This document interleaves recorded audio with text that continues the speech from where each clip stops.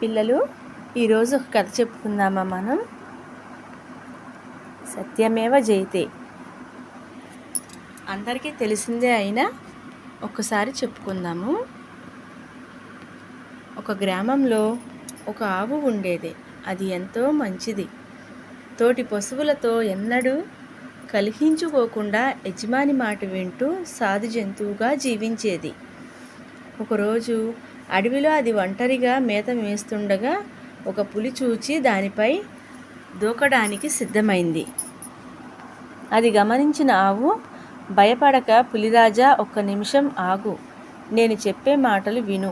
ఇంటి దగ్గర నాకొక చిన్న బిడ్డ ఉన్నది. ఆ లేగదూడ పుట్టి 2 వారాలు కూడా కాలేదు. పచ్చిక తినడం కూడా నేర్చుకోలేదు.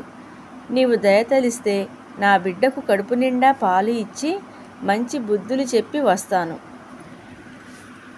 ఆ తరువాత నన్ను భక్షించు అన్నది దీనంగా ఆవు. ఆ మాటలు విన్న పులి పెద్దగా నవ్వి, ఆహా, ఏమి మాయ మాటలు! ఇంటికి వెళ్ళి బిడ్డకు పాలు ఇచ్చి వస్తావా? అడవిలో ఉన్నంత మాత్రాన నాకు తెలివితేటలు లేవనుకోకు. నేనేం వెర్రిదాన్ని కాను, కోపంగా అన్నది పులి.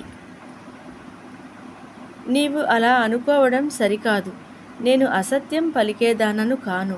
ఒకసారి మాట ఇచ్చి తప్పితే ఆ బతికి ఏమి లాభం? ఎప్పటికైనా చావు తప్పదు. ఆకలిగొన్న నీకు ఆహారమై తృప్తి కలిగిస్తే ఉపకారం చేసేదానినవుతాను.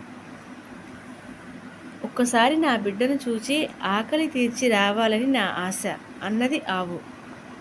ఊరిలో నివసించే ఈ జంతువులలో నీతి ఏమాత్రం ఉందో తెలుసుకుందామని సరే అన్నది పులి.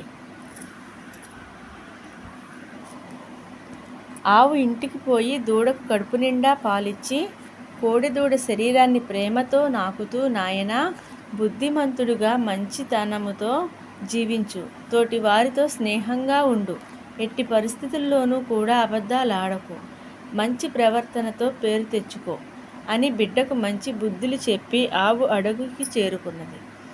ఆవును చూసిన పులికి ఆశ్చర్యం కలిగింది. తన ప్రాణాల కంటే ఇచ్చిన మాట ముఖ్యం అనుకున్న ఆ ఆవు ఎంత గొప్పది! దీనిని చంపి తింటే తనకే పాపం అనుకొని ఆవును వదిలివేసింది పులి. పులికి ధన్యవాదాలు తెలిపి పరుగు పరుగున వచ్చి తన దూడను చేరింది ఆవు. ఎప్పటికైనా సత్యమే గెలుస్తుంది. సత్యమేవ జయతే. పిల్లలు, ఎప్పుడూ ఈ మాట గుర్తుంచుకోండి.